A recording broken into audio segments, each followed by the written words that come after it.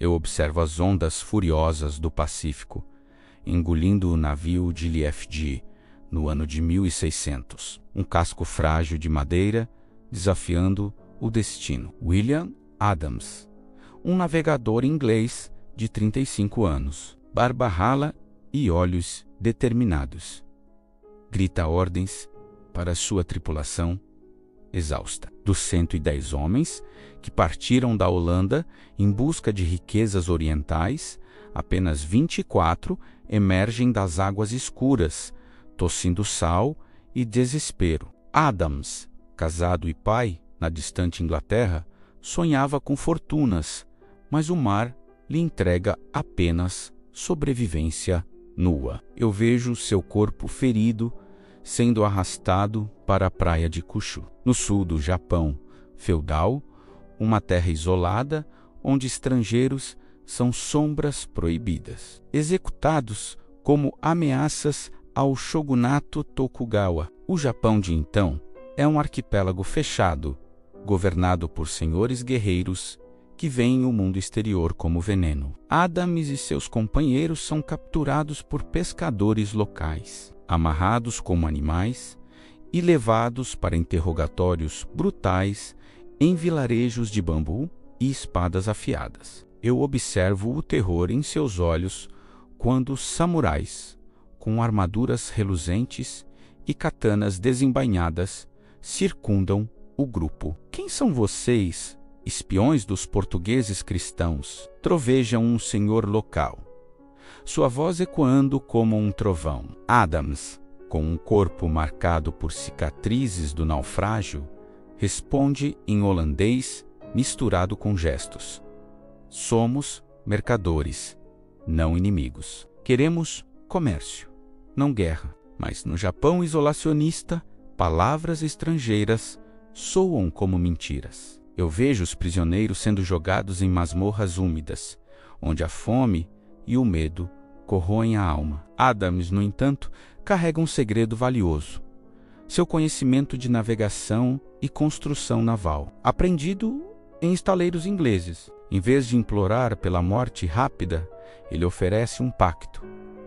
Deixe-me ensinar-vos a construir navios que domam os oceanos. Os senhores locais hesitam, mas a curiosidade vence o ódio. Eu observo Adams sendo escoltado em uma jornada perigosa para o norte, acorrentado em carroças rangentes, passando por florestas de cerejeiras e castelos imponentes. O destino final: Edo, a capital, onde o shogun Tokugawa Ieyasu, um homem de 60 anos com visão de unificador, espera. Ieyasu, que acabara de vencer guerras civis, busca ferramentas para fortalecer seu império. Quando Adams é arrastado à sua presença, eu vejo o contraste: o bárbaro europeu de cabelos desgrenhados perante o imperador em sedas finas. Você constrói navios que navegam o mundo? Pergunta Ieyasu,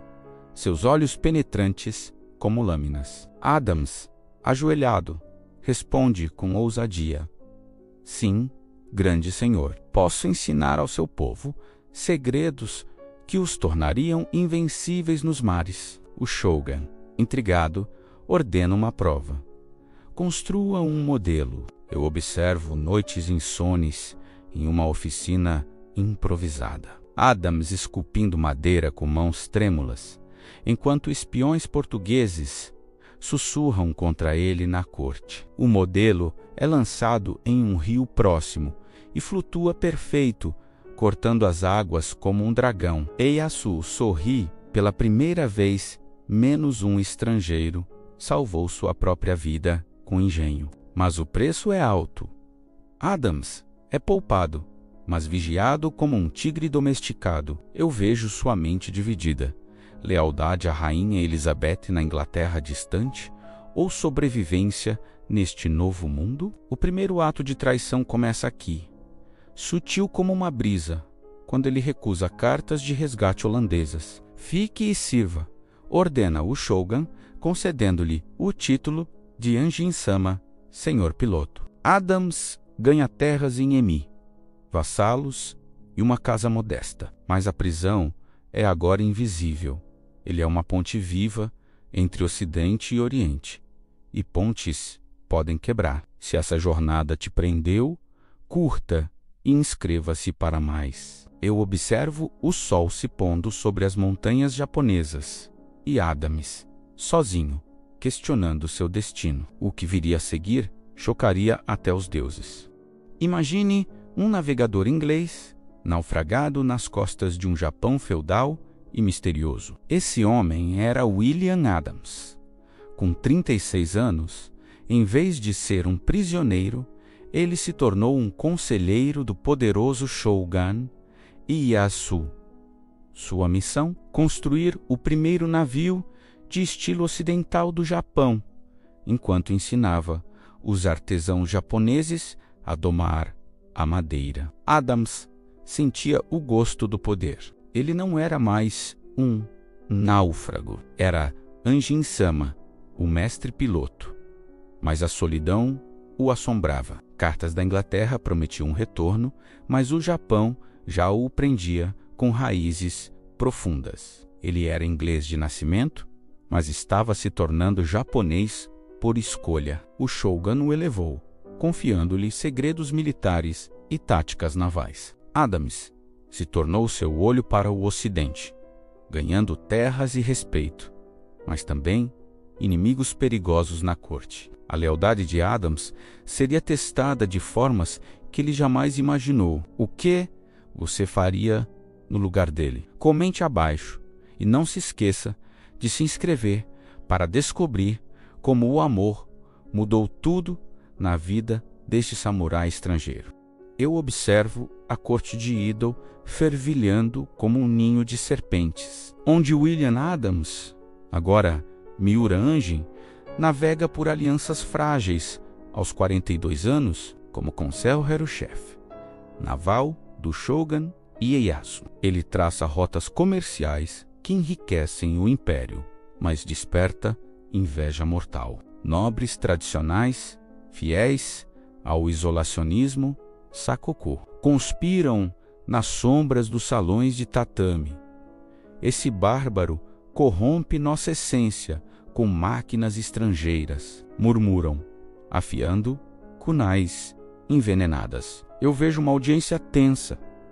Adams apresenta um mapa de seda, marcando portos holandeses e ingleses como aliados potenciais contra os portugueses católicos. Ieyasu, envelhecido, mas astuto, aprova sua sabedoria, nos fortalece. Anjin, mas um rival, um daimyo invejoso, acusa-o abertamente.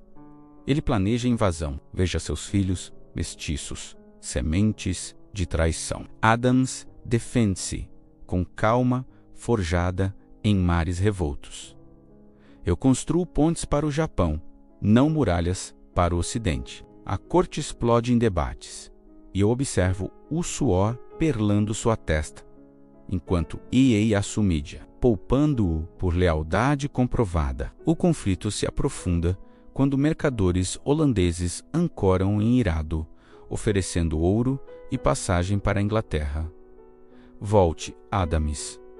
Sua rainha o espera como herói. Ele recusa, mas a carta queima em sua mente imagens de sua primeira família, agora velhas e esquecidas. Eu vejo noites de insônia, Adams caminhando pelos jardins de sua casa em Emiai, Oyuki ao lado, seus filhos dormindo em futons. Você pertence aqui, ela diz, traçando seu rosto com dedos gentis. O amor deles é a âncora.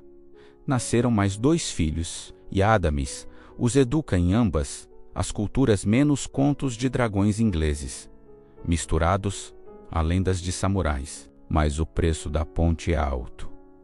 Adams adota o budismo zen para se integrar, meditando em templos onde monges o aceitam como aluno relutante. Eu observo um banquete de celebração, onde ele é honrado com uma katana cerimonial, símbolo de sua ascensão. No entanto, a traição externa golpeia. Espiões portugueses envenenam um vassalo leal culpando Adams. A corte o interroga por dias. E eu vejo sua determinação rachar. Eu sirvo apenas Ieyasu, jura ele, revelando planos inimigos, que salva o Shogun de uma emboscada naval. A lealdade é recompensada. Ieyasu nomeia Atamoto, samurai de elite, o primeiro estrangeiro a portar tal honra. Aos 45 anos, Adams comanda frotas que patrulham as costas, garantindo o comércio sem colonização. Mas o isolamento emocional culmina em uma carta da Inglaterra. Você é um renegado. Abandone o paganismo, ou seja, amaldiçoado. Ele a queima em uma fogueira, as chamas refletindo em seus olhos cansados. Eu observo Oyuki consolando-o. Sua ponte nos une, não nos divide. O romance deles amadurece em cumplicidade profunda. Menos ela, aprende latim para ler suas anotações, e ele domina o chá e o arco. Seus filhos, híbridos de mundos, brincam com barcos que navegam rios, simbolizando o legado. Mas o conflito político atinge o pico. Durante uma rebelião no sul, Adams lidera uma frota contra traidores, suas táticas ocidentais virando a batalha. Ieyasu, vitorioso, declara: Anjin, você é japonês agora. Eu vejo o momento de virada. Adams, de pé no convés de seu navio, rasgando sua última carta inglesa, abraçando o destino. O amor e o poder o transformaram, mas o preço é uma alma dividida para sempre. A traição tem um preço. Inscreva-se para ver o fim. Eu observo as estrelas sobre o mar, e o legado começa a se formar. Eu observo William Adams, aos 48 anos. Agora, um samurai completo, com armadura híbrida, menos peitoral inglês, sob haure japonês, patrulhando as costas de Emi sob luas cheias. Sua influência moldou o Japão. Frotas modernas protegem o comércio de seda e porcelana, sem abrir portas para conquistadores. Ieyasu, grato, concede-lhe mais terras e o título de Miura Anjin, um nome que ecoa nos anais da corte. Mas o ponto de virada chega como uma maré inevitável. Mensageiros holandeses trazem notícias da Inglaterra. Menos sua primeira esposa faleceu, e os filhos o consideram morto. Volte e redima-se, imploram, oferecendo um navio pronto. Adams, pela primeira vez, vacila, caminhando pela praia com Oyuki, o vento salgado, carregando dúvidas. Eu vejo o conflito rasgar sua alma. Eu traí minha terra por esta? Pergunta ele à esposa, que responde com sabedoria Bushido. Traição é negar o coração. O seu bate aqui. Seus filhos, agora adolescentes, suplicam para ele ficar. O mais velho, um navegador promissor, carrega o sangue de dois mundos. Eu observo uma noite decisiva no jardim de cerejeiras. Adams medita, queimando incenso em um altar misto, cristão e budista. A escolha é clara, menos ele rejeita o resgate, declarando lealdade eterna ao Shogun. Aos 50 anos, sua saúde fraqueja com febres tropicais, mas o legado floresce. Ele educa aprendizes japoneses em astronomia e cartografia, criando uma escola naval que influencia gerações. Oyuki, sua rocha, cuida dele em doenças, e eu vejo o amor deles como uma ponte inquebrável, menos conversas sussurradas, sobre sonhos compartilhados, mãos entrelaçadas em silêncios profundos. O conflito final irrompe em 1615. Durante a grande unificação de Ieyasu, rivais remanescentes tentam um assassinato. Adams, alertando o Shogun com inteligência naval, salva o império de uma frota inimiga. Em gratidão, Ieyasu adota como filho honorário, concedendo-lhe brasão samurai. Eu observo Adams, envelhecido barba grisalha, escrevendo memórias em um diário híbrido, inglês e japonês entrelaçados. Eu vim como estrangeiro e parti como ponte, reflete ele. O amor familiar o ancora.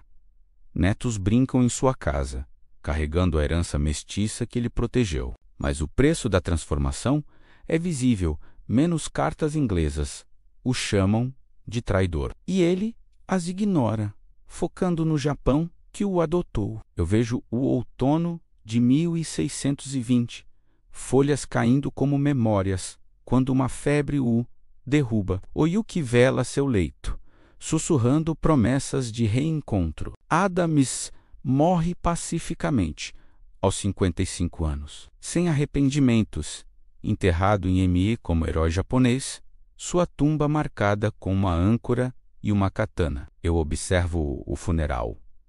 Samurais em luto, Ieyasu enviando oferendas, filhos chorando ao lado de Oyuki estoica. A escolha final foi pelo pertencimento, não por nascimento, mas por alma. O legado começa a se espalhar. Seus navios inauguram uma era de comércio asiático equilibrado, sem as garras do colonialismo. Escolhas definem legados menos. Curta se isso te tocou. Eu observo o sol nascendo sobre o túmulo e o impacto histórico se desdobra. Eu estou aqui, em Emi, observando o túmulo de William Adams, uma pedra simples, gravada com Miura Anjin, cercada por cerejeiras que florescem todos os anos em sua homenagem. Sua morte em 1620 não encerrou a ponte que ele construiu. Pelo contrário, ela se tornou eterna. Seus filhos, herdeiros de sangue misto, continuaram seu legado. O mais velho comandava frotas comerciais, levando o Japão à prosperidade sem submissão. Sem Adams, os portugueses poderiam ter colonizado o Japão. Em vez disso, inspirado por suas advertências, o shogunato Tokugawa adotou o isolacionismo Sakoku, portas entreabertas para o comércio, mas fechadas para a invasão. Seus ensinamentos navais influenciaram a marinha japonesa por séculos. Na Inglaterra, ele foi um traidor. No Japão, um herói. Uma estátua em Tóquio o retrata com bússola e espada, símbolo de uma fusão cultural que ecoa até hoje. Sua história nos mostra que pertencimento não é geografia, mas uma escolha corajosa.